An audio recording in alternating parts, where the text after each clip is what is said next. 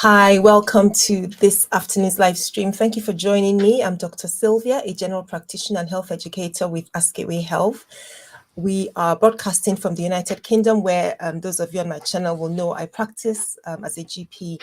And of course, you might have heard about the passing of England's longest reigning monarch, Queen Elizabeth II. This news was announced yesterday, so the country is in mourning, and I will, like everyone else, want to extend sympathy and thoughts and prayers to the royal family and everyone in the UK who are in mourning at this time. Where are you joining me from? If you're watching the live, thank you so much for popping in. We haven't advertised this, and it's not really going according to normal schedule just because of the events of yesterday.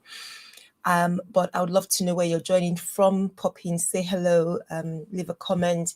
We are talking today about fibroids, a bit of a departure from my planned or my scheduled stream from last week, when you might know we started a series on endometriosis, looking at specific questions around endometriosis, which is a condition that affects women of childbearing age that we don't talk about as often as we should. And I hope that we could give it a bit of exposure. But we are going to get back to it, I promise. We're just taking a little break this week and talking about fibroids and what happens to fibroids around the perimenopause and the menopause. So we're going to go straight into that. I would love for you to please give the video a like and subscribe to the channel if you come across the channel. If you're joining, say hello. I've got a couple of people popping in. Glad to know who you are, where you are watching from. And if you've got any questions on this topic, by all means, pop them in the chat. Or if you want to share an experience, by all means, please do. That would be great.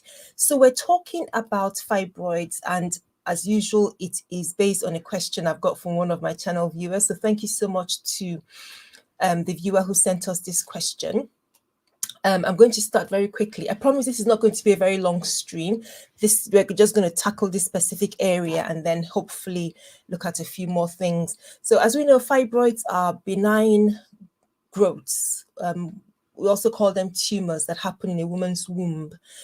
Very, very common are fibroids. Usually we say they affect 1 out of 3 women.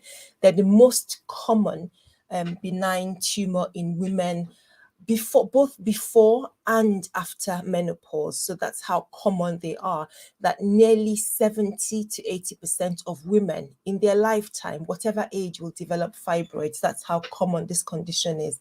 Of course, it's interesting because not every woman who has fibroids develops symptoms. So a woman might have fibroids right from her 20s and it doesn't cause any problems and we don't know anything about it. Other women have a completely different experience. But we're talking about it in relation to menopause and perimenopause because generally we doctors and scientists believe that fibroids shrink or get smaller and disappear as women enter the menopause. And that's generally the advice that we give women. But today, I would like to discuss that this is not consistent. And I appreciate this question because a lot of the time we sort of encourage women who might struggle with fibroids to, whatever treatment option you choose, by the time you get to menopause, you would have a time of relief and it's all over. And women get to that point and they're still struggling, just like this lady. This question demonstrates that she's had these problems for some time and her doctor assured her they will go away, but they haven't. So hello from nih.gov. Great to have you on the stream. Where are you watching from? Says good evening. I'm glad to have you. Thank you for joining. So doctors would encourage women to hang on and not do anything about their fibroids, but some women will find that they get to menopause and they are still struggling with the fibroids. So we want to look at why that happens, establish the fact that fibroids going away at menopause is not a consistent thing, look at why it happens, and then look at the options that women have. Now, menopause, of course, is that when a woman gets to the point that she's not had a period for 12 consecutive months. So back to back to back for 12 months, she's not had any periods. Then we will say that she's hit menopause, especially if there's no other abnormality or nothing else that can explain that condition. Perimenopause, as you might understand from the name, suggests that the lady is not yet at menopause, but she's approaching. So you might associate that with experiencing fewer periods. They haven't completely stopped. There might be some of the menopause symptoms like hot flushes and sweats and other things, but menopause has not been fully established. So that's just really, it's just a bit of distinction between the two. So we expect that by the time a woman gets to menopause, the fibroids will begin to shrink. And we think that's because the growth of fibroids, which actually are tissues of the womb itself, are largely dependent on our reproductive hormones, particularly estrogen and progesterone, as well as other hormones that are related to them developing. But, we commonly say estrogen and progesterone. And actually, scientists tell us that the fibroid tissue within the same womb, the fibroid cells appear to be more sensitive to the hormones than the rest of the womb, which encourages them to sort of balloon or grow while the rest of the womb stays its usual size, the same way it would respond to these hormones. So this is why the fibroids grow under the influence of the hormones. And because at menopause, you expect those levels, those hormones to start to come down because ovulation is no longer happening regularly. So the ovary is no longer producing these hormones. We expect the levels should start to drop, and we expect the fibroids as well to start to shrink. But we've observed that that is not always the case. A little bit about background. Now, a woman can develop fibroids at any time, in her early 20s, 30s, and then continue with those fibroids into menopause. Or, and it's important to be clear that women can still develop fibroids even in their 40s or in their 50s. We have this from research evidence. So while it is true that for some women, getting into the menopause can help to settle their symptoms, for some women, for others, it doesn't prevent new fibroids. That is, menopause does not prevent new fibroids from developing. I know this is strange. It's one of those things that we don't know the answer to, one of those things that we need to have more studies about. There is a study that was done in California some years ago, and I'll put the link in the description to all the studies I reference in this stream. So please, if you want to learn more and read up about this subject, please have a look in the description box. Once I finish the stream, I'm going to add them all there. So in this study, it's indicated that the women who experienced fibroids the most were in the age group between 50 and 54. So I beg your pardon, the women who experienced fibroids the most were in the age group 45 to 49. 45 to 49, that was where fibroids was most commonly or most often diagnosed, while the second group were between the age group 50 to 54. So while we talk a lot about women in their 20s, early 30s, mid 30s, and fibroids and all the complications, it's also important to know that fibroids is a big problem in late 40s and early 50s and after menopause. It still can be a problem. And we've got this from studies. Another thing that was interesting in that study, which I'm going to reference in the description, is also the discrepancy with race. And again, if you go to my channel and look on the playlist, that we've got loads and loads of fibroid information playlists.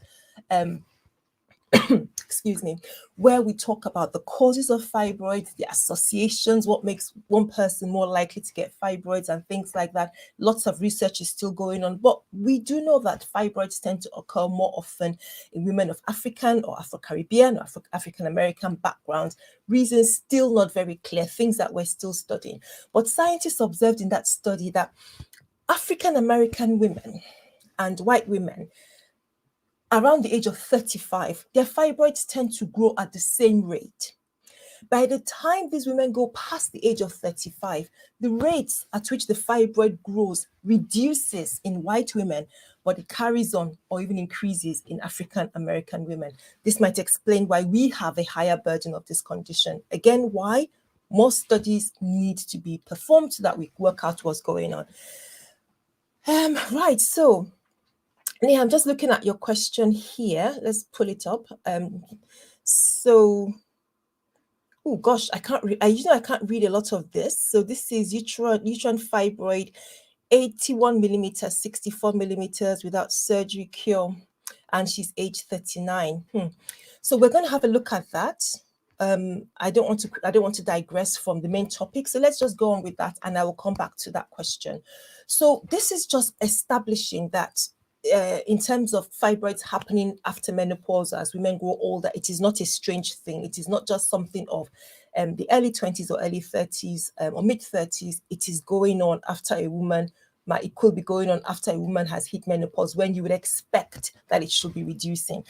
There are a couple of reasons why this might happen. We don't know it all. We're still trying to work it out. One of them is being overweight. So obesity, or having a BMI above 30. As some women grow older and enter the menopause, they may add weight. They may put on weight.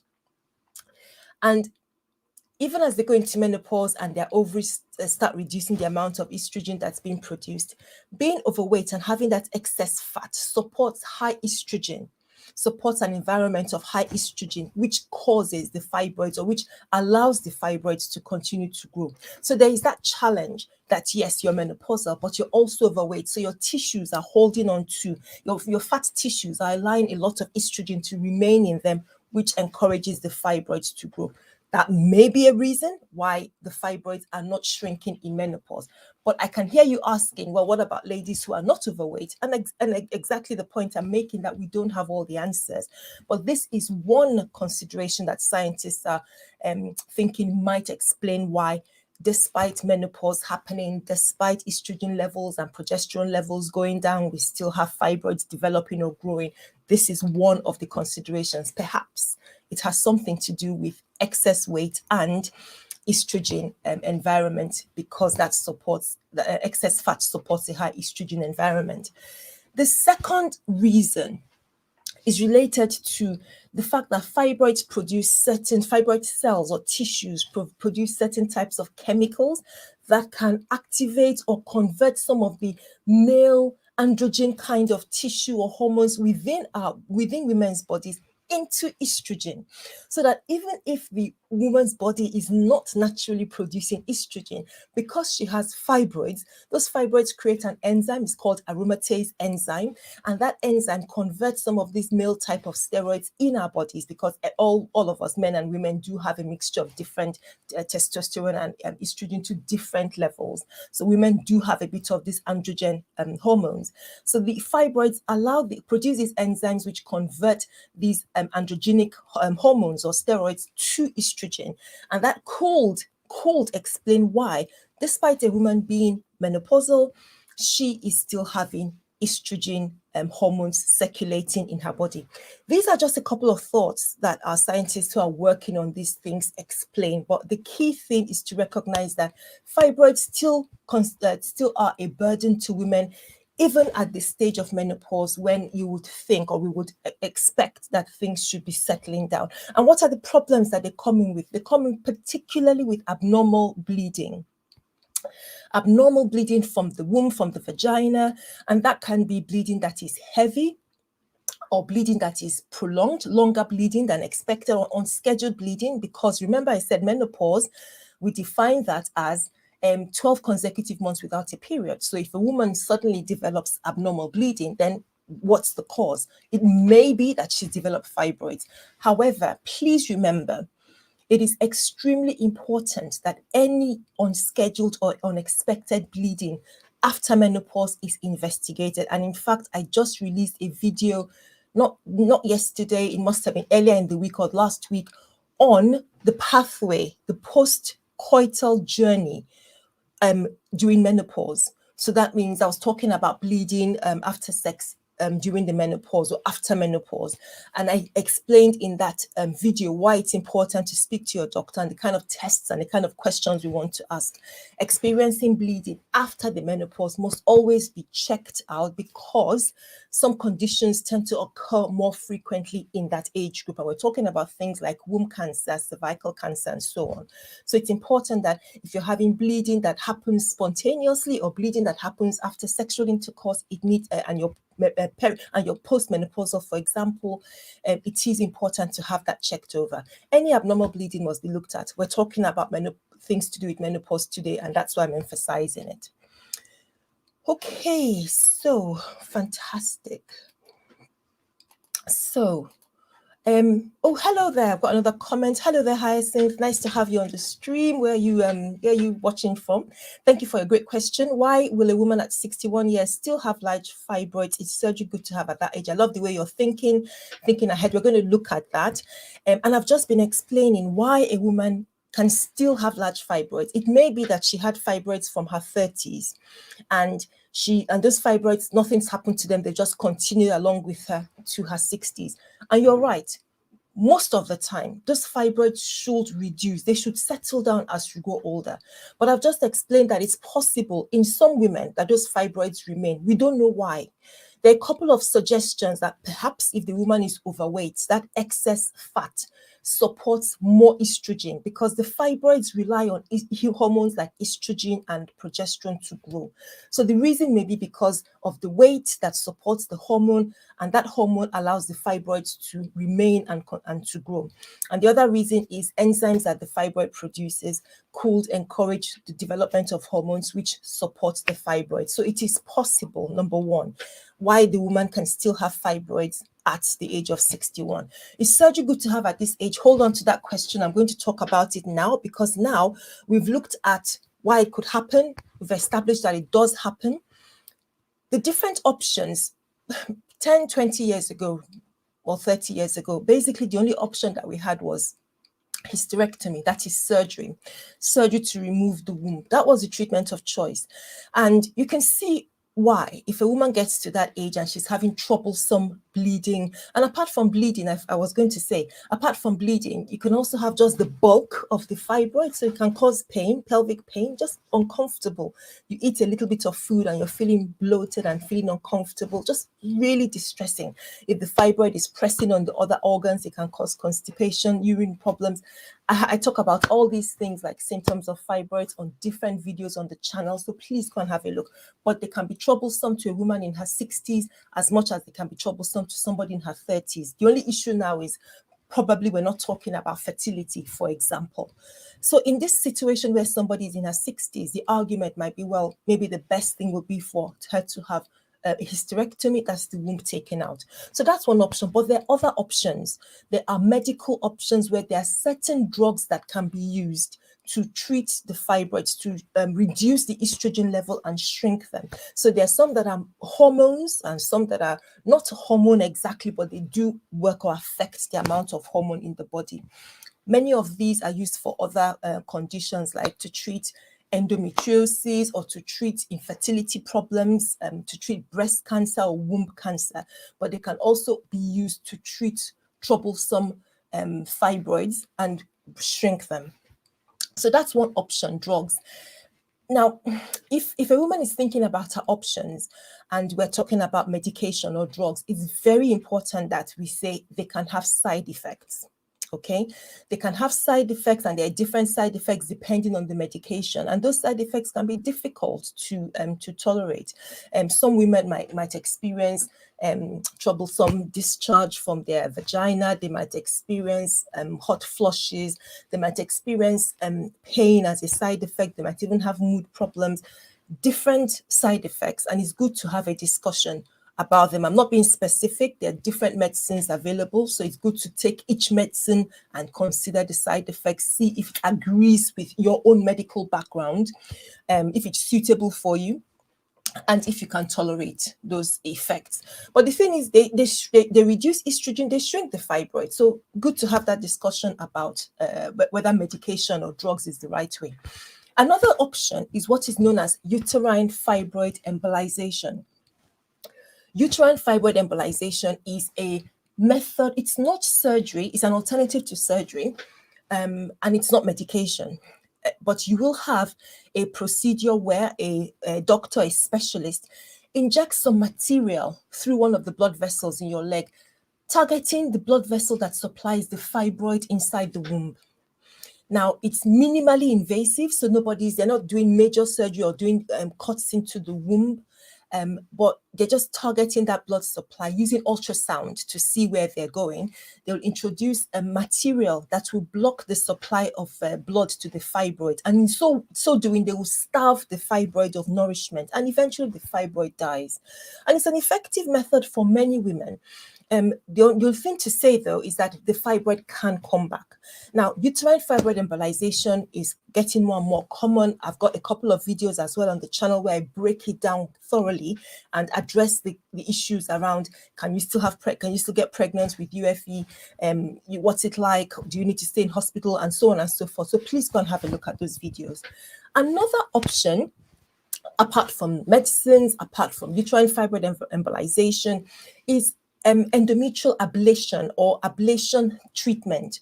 Ablation is simply a word we use to say removing the inside. So if you think about the womb as like a cup or a bowl, and you want to remove the lining, the inside lining of the womb, that will be a good treatment for some types of fibroids. For example, the ones we call submucosal fibroids that grow from inside the inner layer, the muscle, into the inner layer of the womb. Because ablation treatment allows that top layer to be removed, and by so doing, you're taking away the fibroid. Again, it's a process that's not too complicated. It's not major surgery, and it might be an option for a woman after menopause. She's not interested in she's had her kids. She doesn't want to have it. She's not able to have kids at this stage. If she doesn't want to have a hysterectomy, that might be an option, but it also depends on her type of fibroid. So these are options to consider. And again, I'll remind you that there is hysterectomy. Hysterectomy is an option, and it's actually the most effective treatment if you look at it hands down, because if a woman has a hysterectomy that is properly done without any complications, that removes the womb. There is no chance of the fibroid coming back. So that's why it's considered to be the most effective treatment when it's done properly without any complications like infection or bleeding or and so on. So these are the issues I wanted to cover for us in this particular. These are the issues I wanted to consider for us in this particular stream. I wanted us to look clearly at what to expect for a woman who has fibroid. And so the key thing to take away is a woman can still suffer from fibroid problems during menopause when they're supposed to be shrinking, or where we feel they're supposed to be shrinking. Okay, so we can make the statement that fibroids will shrink with menopause, but it doesn't happen in every case. So we need to be aware. And if you're in that category, or if you have fibroids and you're thinking ahead, and have an open mind and go into discussion with your clinician about what this might mean for you, what decisions you might need to take in future. We don't know why this happens. We don't know why for some women their fibroids start to shrink when they get into menopause, but some other women, they don't have that experience. We don't know why. A lot more studies are needed. But the good thing where we are today in 2022 is that there are options. Options include medicine options, drug options. Surgery is also an option. So just going to the question that Hyacinth asked, is surgery good to have at that age? Surgery, you can have surgery at the age of 60, depending on the health of the person. So if it's somebody who's relatively fit and well, and the anesthetist and her surgeon assess her and they don't find any issues for surgery, then yes, she can have surgery. Don't forget, it all depends on your medical background. It's a bit difficult to speak generally, but if you satisfy the different criteria for surgery, that you're in good enough health to withstand the surgery, you don't have any other complications, then yes, you can have that method if it's a hysterectomy. And like I said, it's the most effective treatment method. So Neha, I'm going to say that your question will require a lot more information, and I think you should be speaking to your doctor. There are different ways that fibroids of around 8 centimeters and 6 centimeters can be treated. It depends on the type of fibroid. It's not something that a person is going to tell you on YouTube that this is what to do. So I'm sorry, I can't tell you this treatment or take this treatment. By all means, if you want us to discuss it further, you can use our email health information service. I will put the link for you in the description box below. The important thing that we do on the channel is provide you with information to help you make the right decision, to let you know these are the options available. So your treatment will depend on what type of fibroid do you have. What kind of symptoms are the fibroids giving you? What are you looking for in terms of fertility, in terms of relief from pain, or relief from so many other symptoms that can happen with the fibroids? So these are things that can be general, but you might have different symptoms, and it's something that we can discuss further. I'm happy to go into that discussion, and I'll place the link for our email service. And if you send that question with details about your medical background, you can look at it, suggest different options that you could go and have a chat with your own doctor about, and look at solving the problem. So guys, I'm going to end the stream here. I promised it wasn't going to be a very long one this afternoon. Thank you so much to everyone who's popped in. Hyacinth, thank you so much for your question. Thank you, Neha, for joining in and for asking. And everyone else who's watching, we're just talking about fibroids. We're talking about how it can affect women after the menopause. Please go and check out the latest videos that we published in the last couple of days. One of them was on the effect of green tea and fibroids. There was a really good study that was published last year, where the scientists discovered that women taking green tea with vitamin D extract, there was some good effect, reducing the size of their fibroids by about 30%, but it didn't make much difference on the amount of bleeding, on how heavy their blood flow was. And you see, the thing is, we need more and more of this study so that we know, so that we have lots of different options, because many people don't want surgery, many people don't want medicines because of the side effects. So we need a lot more studies that tell us how reliable are some of these natural methods like green tea and vitamin D, for example. For the moment, the studies are still coming. I cannot recommend them for every single person. And in this particular study, in the video I shared yesterday, it was for women with intramural and subserosal fibroids, not submucosal fibroids. Again, that's the study, that's what it showed. So if you're somebody with submucosal fibroids, we're not sure how this might affect you. It might be a good thing to go with. It might be something that helps to reduce the size of your fibroids. The study is relatively new. It's something to look at. So I'd recommend that you go ahead and watch that video. We just published it yesterday. It might be useful for you to see, and then come back and ask some questions. So thank you so much for watching. I hope you're doing well everywhere and wherever you are this weekend. Hope it's a quite peaceful one for you. Our schedules are probably going to be changing in the next couple of weeks as the university calendar opens up, and I'm going to go back into teaching my students. So we may not be able to do live streams as often as we're doing now, but I will let you know any changes in the community post. So please keep an eye out for me there. Thank you so much for watching. Take care, and I'll see you again soon.